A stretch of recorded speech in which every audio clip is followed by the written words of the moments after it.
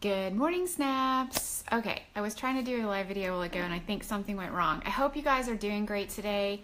I wanted to have a geek session with you here about Valor. And we have all the different Valors. Here's some original Valor, some new Valor, and some Valor II. And you can just sing all of their praises and just go, ah, Valor. There's a lot to cover with this because, hey Donna, good. I'm glad I've got someone on here so I know this is working. That's great. So there's all of these differences with the Valors that people are beginning to wonder about. There's new people who are like, what is everybody going crazy about with this oil called Valor? Because we haven't had it since October of 2015 from Young Living. And there's also some controversy. Good morning. There's some controversy out there on the web about camphor, not camphor wood oil. And there are some things that are coming up in some other oil groups that I just want to get you guys the information to get you ahead of this so you don't get all bogged down with this nuttiness. Good morning, Gus. So let's break this down, all right? So there are quite a few issues that have come up. Good morning, Mana, with Valor. So what's the deal? Well, we've got original Valor, which was made, the simple recipe. It always had a carrier oil in it because it was found to be a more potent recipe with a little carrier. So this one has a coconut oil carrier in it. It has black spruce, blue tansy, rosewood, and frankincense. And that is the original Valor. That was the one that was last sold in October of 2015. Good morning, Mana. And that has become the big issue that we've had with that is the rosewood. That is why it has been out of stock for this long. Rosewood it takes a long time to grow it. It has become an endangered tree, so to speak, in the world. It's used for other reasons, but it's a wonderful essential oil. And this company, I know a lot of you haven't ever met Gary Young or been to say a big Young Living event in Utah or at the farms, but this man he's the founder of Young Living, Gary Young, and he is seriously dedicated to sustainable practices and to using the best. And just keep that in mind. I forget the exact figure, but since we haven't had Valor, Young Living hasn't had Valor since 2015, they have lost multiple millions of dollars. If they were just in this business for the money, they would have thrown together some oils in a bottle and said, this is just like Valor, here you go. You can, this is it. It'll be fine. They could have taken an adulterated rosewood and thrown it in and said, here you go, bang, the end. But that's not what they're about. So Gary and his team of scientists, other science research and development with Young Living, have been looking for almost 2 years to find an oil that would give the effects of the rosewood without being rosewood. Now we do have rosewood planted on our farm in Ecuador, but again, it's a tree. Kind of takes a long time for it to grow. So we're gonna have to wait on that for several more years. I think they were planted about 6 years ago. So what we're doing now is the new Valor, which is going to be Valor, that we know as Valor for now, for who knows however much longer, is made almost the same formula, except what they've done is they've substituted the rosewood, they've substituted it with camphor wood oil. Okay, I want you to notice that I use the word wood in there. It's different, all right? It's different than just camphor. So camphor wood oil, and then they've also added geranium, all right? And we're gonna talk about why I think they probably did that. All right, and why scientifically it would make sense. Okay, so that is the new. Now, people have been saying like, well, I tried Valor II, and that is not Valor, but it's a nice oil, but it wasn't Valor. And it's like, of course not. What they did was that this was formulated in the meantime while they were doing the research. It has 13 oils in it.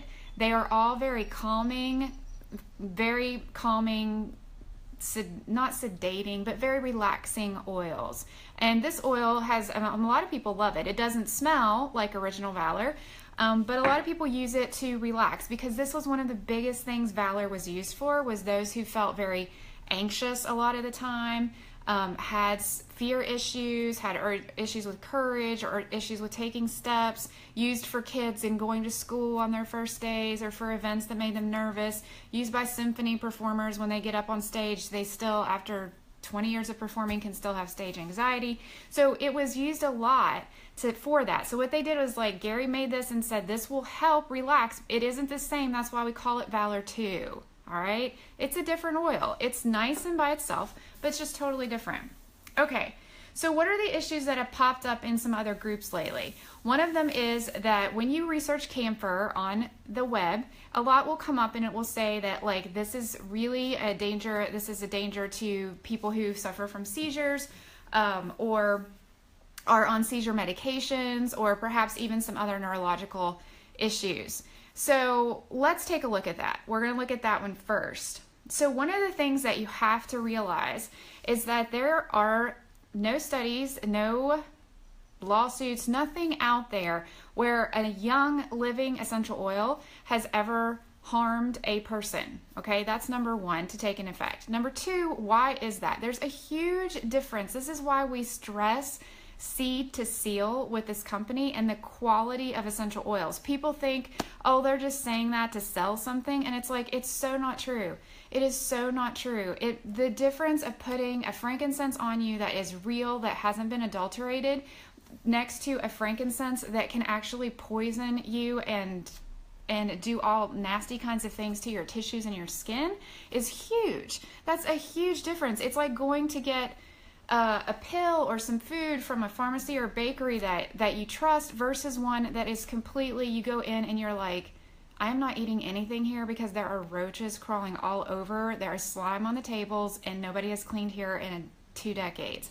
You know, would you eat the food from that place even though they were still serving? I don't know, I just sort of came up with that comparison, but that's kind of the same thing you're doing with essential oils. It's very common for food grade and cosmetic grade essential oils to, which are fragrant, the fragrant sort, to be first sprayed down with lots of chemical solvents before they're harvested and distilled, because it makes it easier to harvest them and to get more oil out of them. But it's also laced with all that chemical. All right, so when you put that on your skin and you take it in or you ingest it, then you're taking in all of that other stuff. And not only that, you don't know how the essential oil is reacting with the chemicals, because nature does not like synthetics. So they react pretty harshly together and can do a lot of damage. So you've got to understand that when you start to look at studies, if you go to like pubmed.org and you type in camphor, you're going to come up with quite a few studies. And they're going to show you some detrimental effects of camphor oil on rats primarily, all right? Rats or mice. So for one thing, you also then have to think that you're not a rat or a mice. The other thing is you have to look at the quantity that's used. None of these studies name the essential oil company or essential oil that they're working with. And that's one thing that is hard with studies, because they never list the oil that they're doing it with. And there's not a huge impetus to go study essential oils because you can't patent them. So there's not that much out there. Most of the studies that are done on international, in other countries where they're just studying, happen to be studying some of this stuff. So first I want you to realize, if you go into whenever I have a question or I'm thinking like, I'm hearing this stuff online and I'm like, man, people, can they just be happy that Valor came back, right? A lot of people are, but some people get on to all the nitty gritty. Well, if you're going to get in the nitty gritty, then you really better go to the source and you better understand what it is that you're doing. I don't like half butt facts. I'm trying not to swear on here, but I don't like when people just do a tip top and it's like, you didn't go to the source. You didn't get what you needed to get. So first of all, I start looking in this book. So for instance, I knew that camphor already was in many of the oils that we already use. And I just did a quick flip through, and you can find this under like the chemical constituents. So for instance, Dalmatian sage, coriander, rosemary, regular sage. If you go through here, here's another, well, that's camphoine. If you go through your book, you're going to find all kinds of oils that say that one of the constituents in them is camphor. So that is different. So camphor can be a chemical constituent, all right? That means it's just a single part of the whole spectrum of an oil, okay? So there's hundreds of constituents in one essential oil. Camphor can be a constituent. So what happens in a lot of these studies, for instance, you get people freaked out about wintergreen, right? What they do is they'll go in and they'll say, like, the strongest thing in wintergreen is salicylate. So they'll extract salicylate and then just use salicylate on its own for the study, okay? So same thing with camphor. They have extracted camphor from out of its home in this, let's say this essential oil circle. They've extracted it from all the other things in there, and then they use it by itself to see how well it tests for certain things. So one of the wonderful things about essential oils is there's a lot of stuff in here. Some of it, if you pull it out on its own, can be toxic. If you leave it in with the whole, guess what? It's found not to be toxic within certain limitations. You know, everything can be too much for the body. You can drink too much water at once, throw your electrolytes off totally, and die. That has happened. There are people who have done that. So it's, you can say, well, Joy, it's going to be toxic. It's like, yes, anything that we look at could be toxic if not used with common sense and moderation. So when we look at these studies where camphor has been used, they did craniotomies on rats, they lifted the skull, they injected the camphor directly to the brain in sometimes quite substantial quantities. And they found that the rats had seizures. I'm just thinking, like, if you took my skull off and injected some stuff right into my brain, I probably might have a seizure too. So you've got to look at this stuff, like, before just rattling off, like, oh, it's seizures, blah, blah, blah.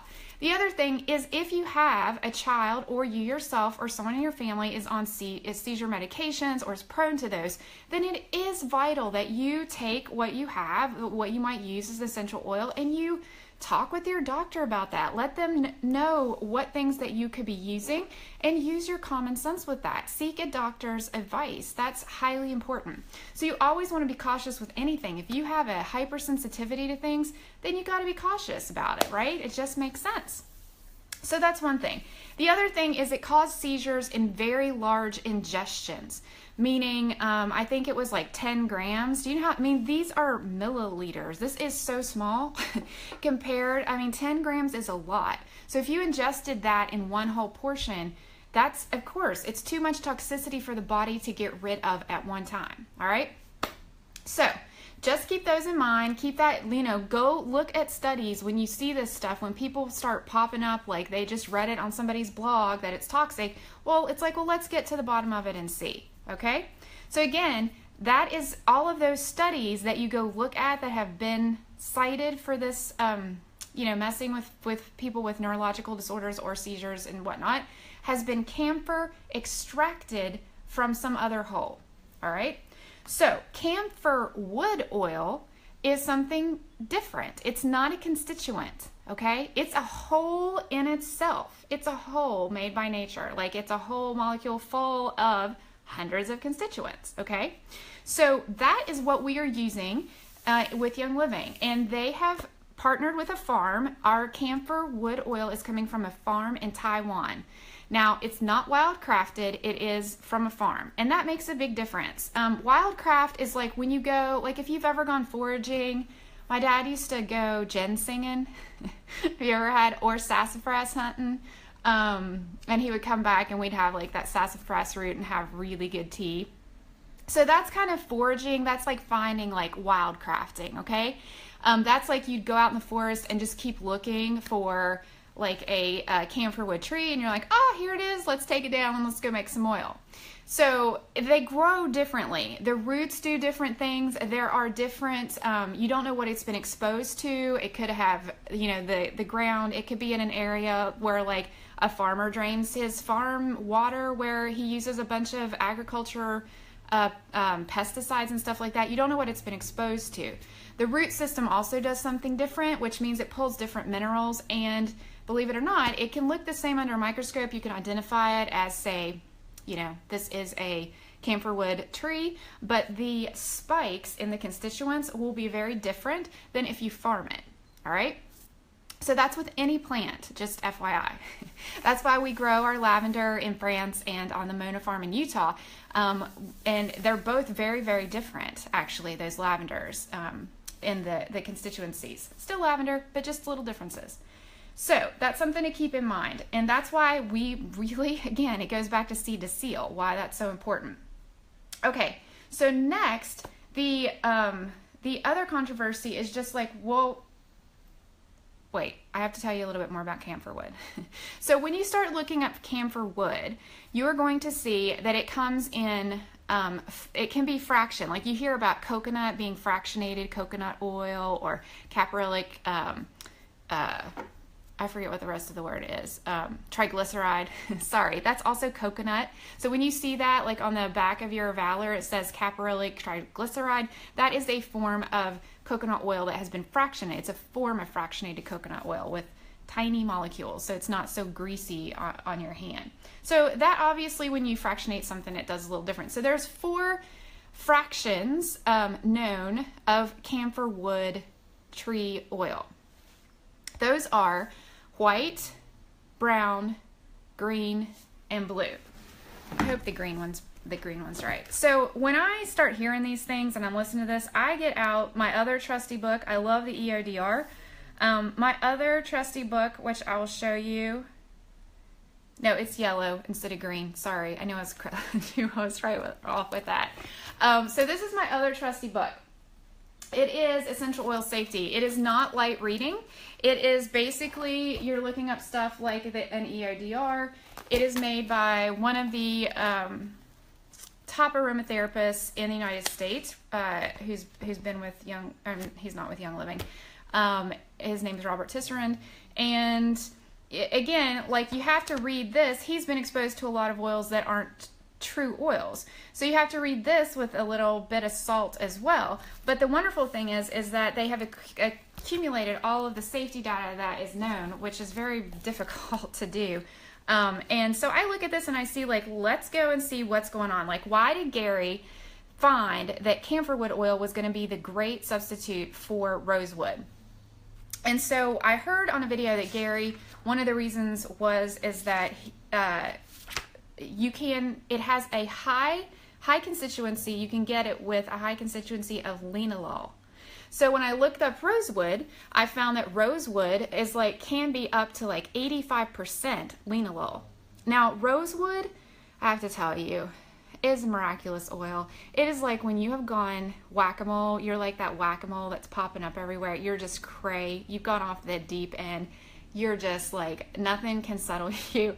You just gotta, I mean, come on. Some of you have been there, right? Because I certainly have. I've just been like, I am total nuts. Because of some situation or whatever. And I'm telling you what, there's nothing like rosewood that can just calm that. That can just it's very calming for the nervous system. And it just works. It feels like a really, really fine aged wine that has so many levels. It just hits you on all the levels of crazy that you could have, and it just soothes it. All right, so I'm like, all right, Gary, what are you going to give us that can be something like that? So he was going for the linalool, because that is what's so nice and reduces the anxiety and all of that, or can help support healthy anxiety levels. It's linalool. So I look in here because this breaks down the constituencies. And so what Young Living is using, by the way, is white camphor. It is the most coveted form of camphor. It is considered true camphor wood oil to use the white. So that is what the type we're using. So if you do any other research, just know we're using white. It's got a lot of limonene in it. It's got a bunch of other constituents that are wonderful. And the interesting thing is with this oil, when you look up just white camphor, there is like nothing. It was found to be mildly irritating to rabbits. Yeah, undiluted, used in heavy quantities, and it was mildly irritating. Doesn't sound too bad, right? Tested at 20% on 25 volunteers, it was neither irritating nor sensitizing, and that was humans. Good deal, right? So this is straight undiluted, and this is what has been recorded, and this is a book that a lot of professionals will go to. Again, I mean, unless you're a true geek, you don't want it. It's a big invest. I mean, it's like 130 some bucks, I think, or something like that.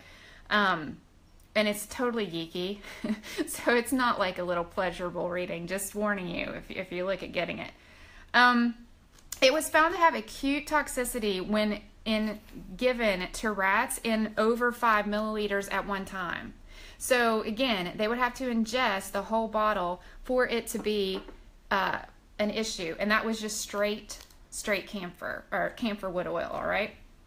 So I hope this helps you see some of the differences. And then a lot of other folks are saying, well, this is the one thing in homeopathy, however you want to say it, that you know will always negate a remedy. So it's which means it's the antidote to everything.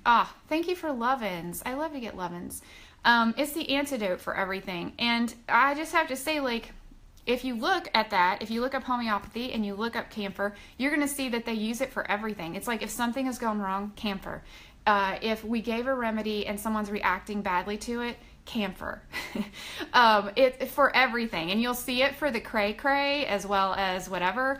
It's just nuts. Like they use it for everything. So it's as the antidote. But I have to say, like, this is essential oil practice. It's not homeopathy. They're totally different systems, okay? So that's another thing to consider, right? So when you see those out there, I just want you to be prepared for it. So I think that's about it for helping to understand it. And how would you use it? So again, Valor II, wonderful oil on its own. I know there's a lot of kids that love this. I've heard, I think Stephanie was telling me she thinks it smells like sweet tarts, but her kids really like it. There's a lot of people that love it and they use it. But it's not considered Valor. So the new Valor smells a lot like. Donna says Mom always used to put camphor on us when we were sick. Yeah, a lot of people did. I remember my grandma, that being something. I think that she had like in a little tin or something in her. I don't know, maybe it was a mixture or something. My grandparents were really old. I mean, I know they always are, but they were born like in the beginning of the 1900s. I come from a old stock. So anyhow, she had all these kinds of things in her kitchen. But your new Valor smells incredibly a lot like Valor. I haven't used it yet because I don't quite have it yet. These two are actually original Valors, I have to confess. I have a little stash. But that's coming. It's in the mail, coming my way. I have a lot of friends who were at rallies and on a cruise recently where Gary was, and they've all been able to get the Valor now, and they're like, Joy, it's wonderful. You won't know the difference. The other cool thing is that it is used, it has supposedly a really high, incredible frequency, and it's paired with black spruce, our Northern Lights black spruce, which I'm hearing from Gary says that it is a higher frequency than the Idaho blue spruce, which is higher than rose. So we're talking, this is probably over 400 megahertz, which is off the charts. So this combination is really great. So why did he add the geranium? Geranium also has a lot of linalool in it, or has a bit, and I think the pairing of them together, as well as the geranium, always offers a nice balance, not only hormonally, but emotionally and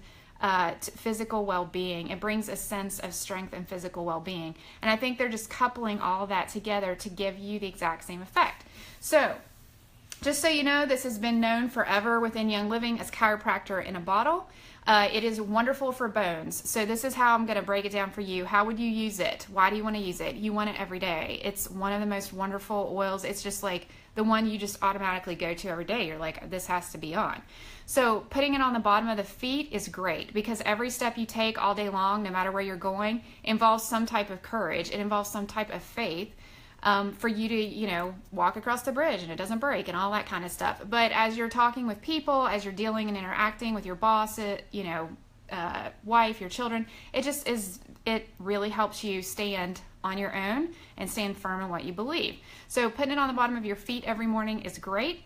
If you have any kind of bone issues on particular bones, put it on there every day. So like if you had it fractured even years ago, like an arm or some part of your back or your neck, get it on there every day. If you need to really be strong, you're having a difficult conversation, you need to go ahead and take this. If you can't reach your whole spine, what I say is put a drop on your palm, take it, put it at the base of your spine, rub it there, then take another drop, rub it up the back of your neck into your hairline, so it gets really close to your brainstem there. It will complete oils have a frequency. Everything has a frequency, okay? It's not weird, it's just what it is. Even your couch has one. So when you do that, it's going to be from the base of the spine to the top of your neck. It will complete a circuit up through your spine, because we do run on electricity, believe it or not, in your brain, in your spine, nervous system, all of that. So that will make a complete charge, so it'll be very strengthening for you. Also great to just put it on your wrists. Thin-skinned areas are wonderful, so you can put it right there. It's great. Some people like to take it and take a drop and just put it on their forehead and just hold it there for a couple minutes. You can also put it like right here on the top of your head. It's a strengthening mechanism. If you need to settle, if you need to calm yourself, that is a nice one to do.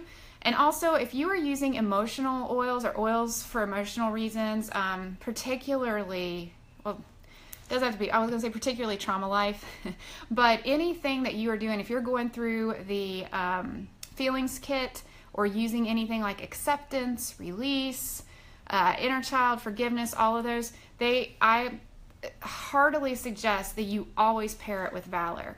Always pair it with Valor, especially if you're trying to get rid of, release certain things from yourself or get it out of your conscience. Stop carrying a weight. Take the bottle of Valor, because it's a courage. It just does its thing. Okay, so combine the two oils when you're doing something like that. So I hope this helps. Valor II you can use in many of the same ways.